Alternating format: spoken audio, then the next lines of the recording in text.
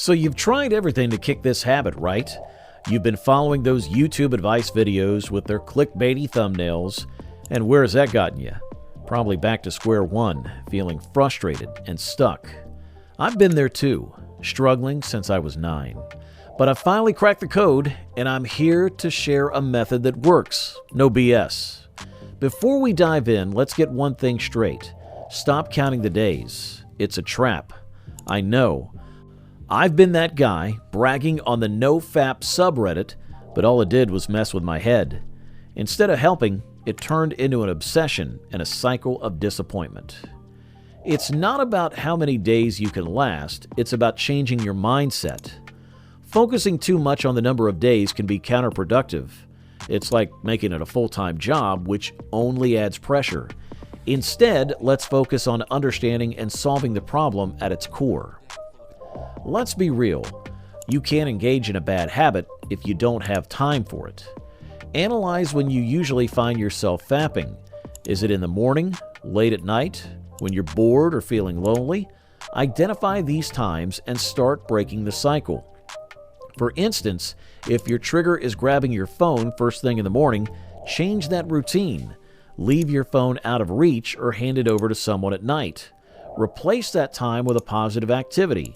Create a schedule that keeps you busy and engaged, and fill your day with activities like going to the gym, playing a sport, or immersing yourself in studies or a hobby. The key is to eliminate boredom and replace it with something productive and fulfilling. Sexual thoughts can pop up at any time and they can be intense. But remember, these are just thoughts. The trick is not to feed into them. When you find yourself entertaining these thoughts, pivot to a happy memory. Think of a time when you felt joyous and fulfilled. This tactic is about tricking your brain into focusing on something positive and non-sexual, which can help diminish the urge. Understand that the root cause of these urges is often stress, boredom, or loneliness. By addressing these underlying issues, you're tackling the problem at its source. It's about finding healthier ways to deal with emotions and situations that typically lead you to fap. Imagine this. You're strolling down the street or scrolling through YouTube, and suddenly you're confronted with a sexually suggestive image. It's like stumbling upon a ghost, unexpected and startling. In such moments, your reaction is crucial. Do you dwell on the image or do you look away? The Islamic approach, as taught by Prophet Muhammad, is to immediately divert your gaze. Remember, what you feed your mind influences your actions. Many young men fall into the trap of staring at sexual content, whether online or in real life. This only intensifies their urges and leads to a cycle of frustration. Acknowledging this is the first step to gaining control.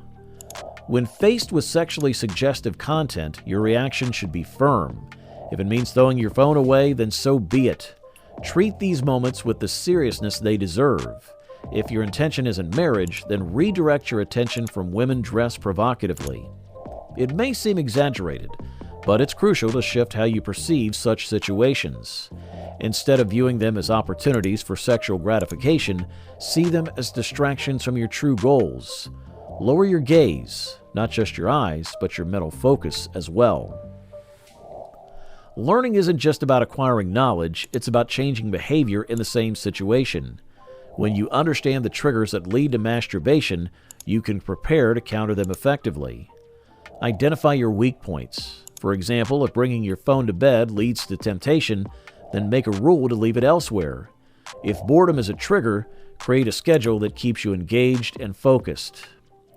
Interestingly, constantly watching no-fap videos or reading about it can actually keep your mind fixated on the subject. Make a conscious decision to make this guide your last on this topic and move forward. Document your slip-ups. This isn't to dwell on them, but to learn and strategize. Each mistake is a lesson, guiding you on what to avoid and how to strengthen your resolve. First things first, it's essential to acknowledge that you have a challenge you want to overcome. It's not about feeling guilty or ashamed.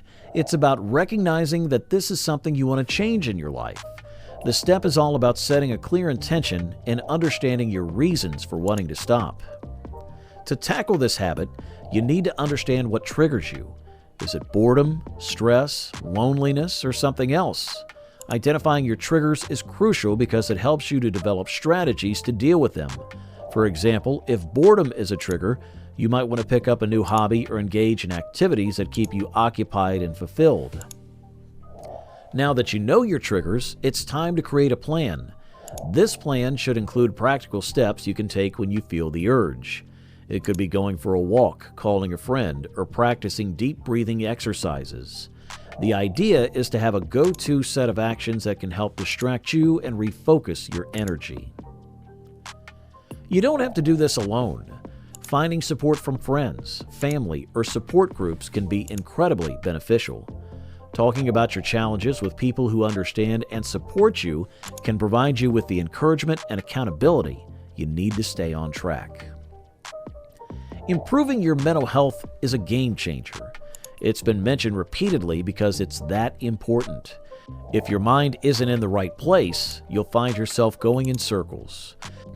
Consider engaging in activities that boost your mental health, like meditation, exercise, or even following a structured program designed to improve mental well-being. For those who are religious or spiritual, seeking a higher power's help can be incredibly motivating. For instance, if you're religious, remembering that God is always watching can be a powerful motivator. It's about understanding that you're not alone in your struggle and that you can ask for divine assistance in overcoming it. Starting to pray regularly or engage in spiritual practices can strengthen your resolve and provide you with a sense of peace and accountability. Feeling lonely or bored can often lead to more fapping, so one of the best things you can do is spend less time by yourself.